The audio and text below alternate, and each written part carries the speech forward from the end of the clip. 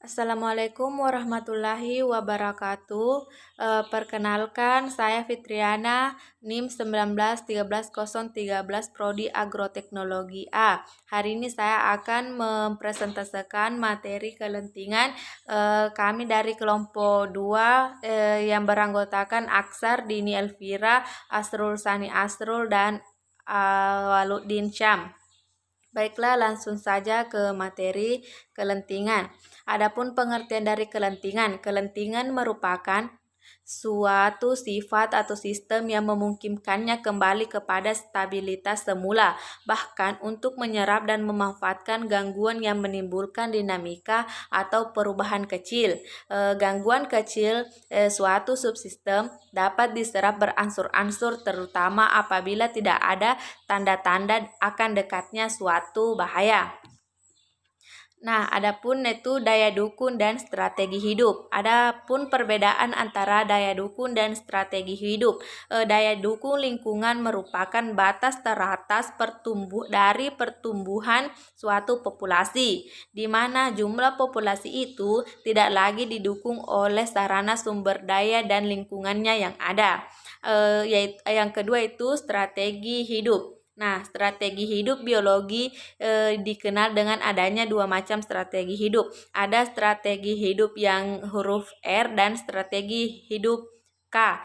Jenis makhluk hidup dengan strategi hidup huruf R adalah yang mengalami pertumbuhan populasi yang cepat dengan mengabaikan terlampauinya daya dukung lingkungan. Nah, manusia pada hakikatnya adalah jenis makhluk hidup yang berintegrasi hidup K, yakni memperhatikan batas daya dukung lingkungannya. Yang ketiga itu ada tipe-tipe ekosistem. Nah, tipe-tipe ekosistem ini terbagi-bagi, yaitu ada ekosistem darat. Nah, ekosistem darat adalah yang ada di daratan dan ditentukan oleh suhu dan curah hujan. Yang kedua, ekosistem perairan adalah ekosistem yang ada di perairan dan air atau di laut. Ekosistem buatan. Ekosistem buatan adalah ekosistem yang diciptakan oleh manusia untuk memenuhi kebutuhannya. Ada yang keempat itu ada ekosistem alami. Ekosistem alami adalah ekosistem yang terbentuk karena adanya pengaruh alam, contohnya sungai, laut, dan gunung.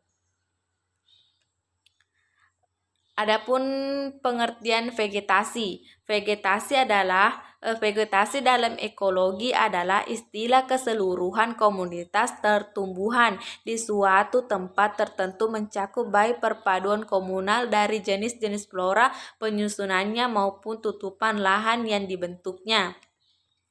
Yang kedua, adapun peranan vegetasi dalam ekosistem.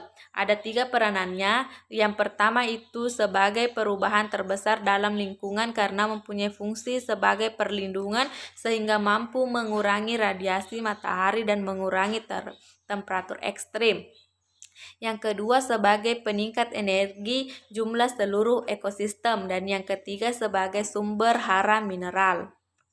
Nah, adapun siklus biogeokimia. Pengertiannya itu siklus biogeokimia adalah proses peredaran unsur-unsur kimia dari lingkungan ke komponen biotik dan kembali lagi ke lingkungan.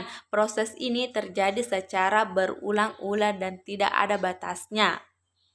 Adapun pengertian siklus biogeokimia menurut Hutchinson yaitu merupakan suatu pertukaran atau perubahan yang terus-menerus dari bahan-bahan antara komponen biotik dan abiotik. Ada 2 golongannya. Yang pertama itu tipe gas sebagai unsur atmosfer dan larutan dalam kurung hidrogen, misalnya nitrogen. Yang kedua itu tipe sedimen, adalah buatan bumi seperti fosfor, kalsium, dan kalium. Nah, adapun siklus hidrologi. Pengertiannya adalah siklus hidrologi adalah rangkaian atau tahapan-tahapan yang dilalui air ke atmosfer, ke bumi, dan kembali lagi ke atmosfer. Air berevaporasi kemudian jatuh sebagai presipitasi dalam bentuk hujan, salju, hujan es, hujan gerimis ataupun kabut. Pemanasan air laut oleh sinar matahari merupakan kunci proses siklus hidrologi tersebut dapat berjalan secara terus-menerus. Ya, sekian dan terima kasih dari presentase saya. Saya akhiri dengan ucapan wassalamualaikum warahmatullahi wabarakatuh. Apabila ada kesalahan dalam pengucapan kosakata saya sangat minta maaf. Terima kasih.